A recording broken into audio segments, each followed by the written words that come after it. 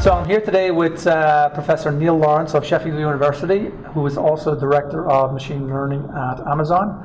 And Neil, you just gave a keynote address at ODSC Europe 2017, so welcome. Thank you, Seamus. Now you give a very, very interesting talk, and I want to discuss that in a moment, but before we go into that, what's the focus of your research at the moment?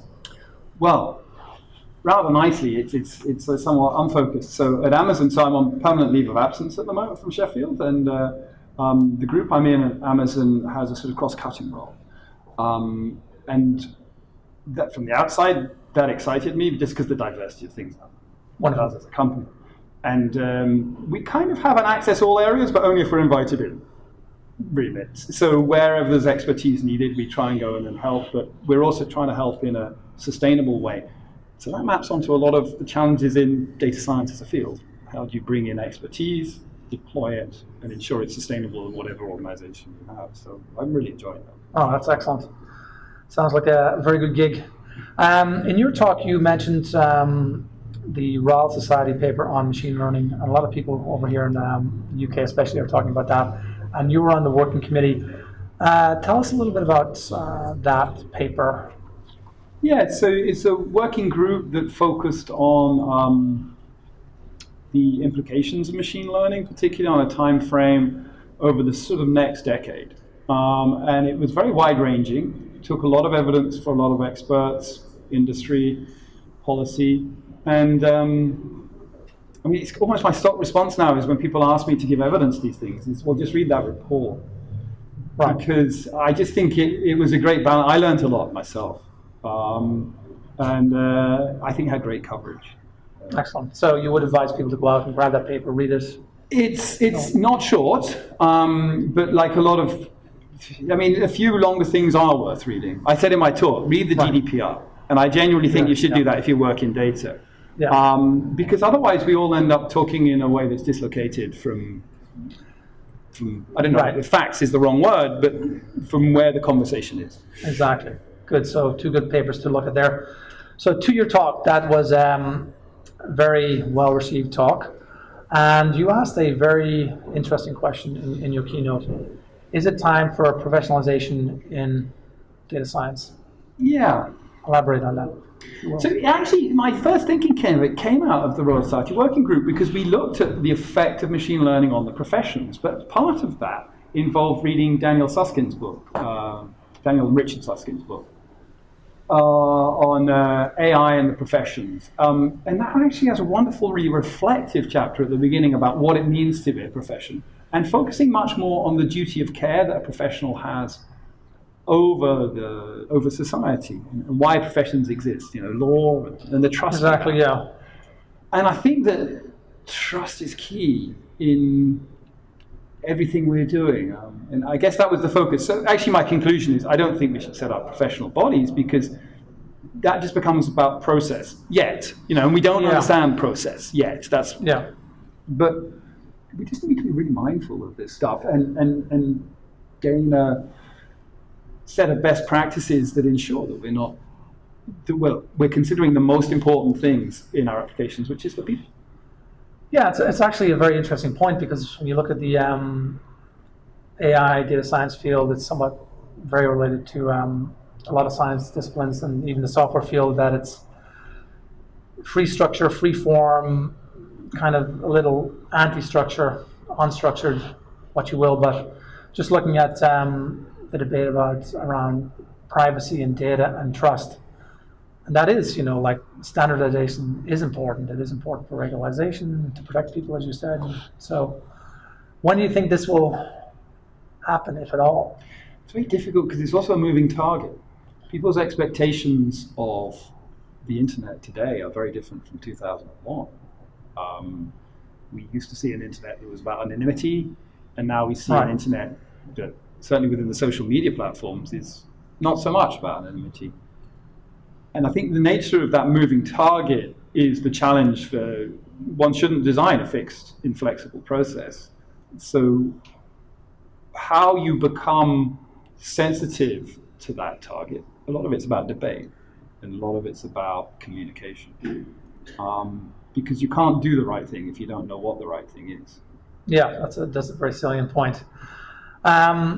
Speaking of salient points, you mentioned in your talk how the term AI has kind of exploded versus data science, and some people think they're interchangeable. But what is the difference between AI, artificial intelligence, and data science, as you would describe it?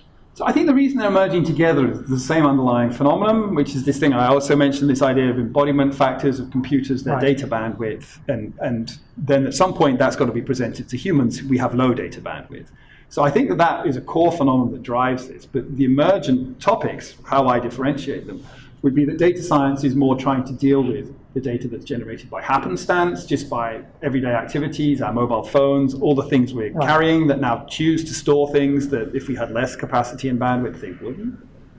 Whereas AI has existed for a long time, and it is an attempt to emulate human in decision-making context.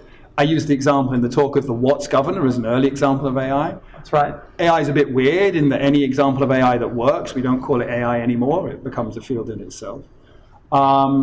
So I think that emulation of humans, we're making a lot of advances because of the quantity of data we're getting about humans that allow us to collect and label data, build models that emulate that. But it's slightly different because when we do that, we often actively collect a data set to do it. Whereas I think data science worries more about passive generation of data. It's probably not a clean distinction, and as I said in the talk, it's very good. Yeah, there's AI for data science for AI. Everything, it all comes together at some point. Oh, big mash. And you actually just mentioned this just a minute ago.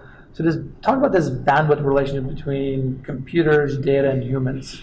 Yeah, so I think we make errors around when we think we're working with other intelligences. We make errors around how they're working because we forget that computers' intelligence, what intelligence there is based on this ability to work at billions of bits per second, whereas humans' communication bandwidth bidirectionally is about 100 bits per second. And that has significant effects. And particularly, we tend to anthropomorphize everything we interact with. We tend to model it to minimize our communication bandwidth. It's almost a lot of our communication is parity checking. Oh, are our minds in the same place? Because if our minds are in the same place and we see the same thing, we'll draw the same conclusion. That's a high bandwidth communication channel. Yeah. So a lot of our communication is social. Do we think the same things? Are we in the same group? Because then we know we don't even have to talk. We can just signal now. But that's a very different way to the computer, which is not typically, we're not very good yet at modeling the human in the loop well. Yet people tend to assume it is. And I think that's a big challenge. No, very, very well put. In your keynote address, you also mentioned the challenge of the deployment of machine learning systems in a production environment, I guess. Can you elaborate on that? Yeah, so I think the big challenge that I see there is that automation, machine learning is just a way of automation. It's a new way of automation. And it's allowing us to automate some things which we couldn't automate before. But in contrast to other people, I don't think things are changing significantly. We've automated since the 19th century, since people started manufacturing, since the first factories. And it's just this gives us a new set of tools for automating. But some of the old rules still apply. Most of historic automation, the first thing you did is control the environment. So the first thing you do is you bring your workers into the same place. You lay out their machines in a certain order. You actually cause the humans to adapt to the machine. The human now has to feed something in because the machine needs it in a certain way. That's kind of the same. And I think there's an anticipation that that's going to change. But actually, while we have components of machine learning that can do particular parts, like computer vision or speech recognition or whatever, what we don't have is an ability to plug those components together in a way that is any more robust than anything we've done before. So if you think of driverless cars, it has to have a pedestrian detector, a road line detector, all these things. That's not how a human drives a car. And to what extent will that environment around the car need to be controlled before it's operational? I think we all believe quite soon on highways you could have driverless cars because there's no kids, there's no bicycles, there's no balls rolling into the street, Exactly. there's no 10-year-olds. 10-year-olds, these are the big challenge for AI. You know, I have a 10-year-old. They're a big challenge for me. Oh, yeah, that's why sometimes I say, you know, if you think about adversaries to your intelligent systems, my main adversaries are 14 and 10 years old. Right. And they're actually very interesting and difficult to deal with. It requires all my human ingenuity to work with it. Now, AI systems won't be able to adapt to a sudden realization amongst our population of 10-year-olds that you can mess with them.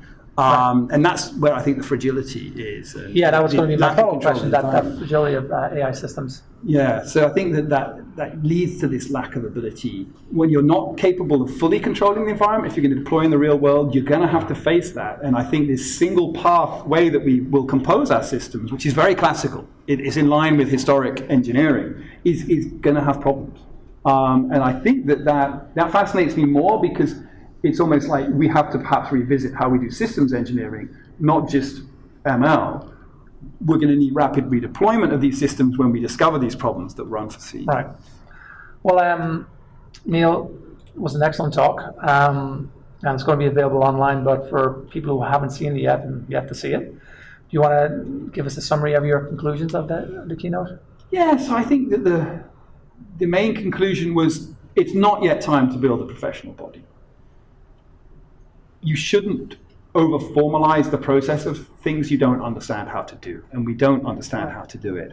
But some of the qualities of the profession, such as your duty of care over those you influence, are absolutely vital. And I think that we all need to become more mindful of that. My two terms is not an internet of things, it's an internet of people. The data protection is a bad term because it's about people protection, and the original thing was protection of individuals pertaining to their data. And those are my conclusions, that we can't formalize because we don't know how to do it well yet. Excellent points.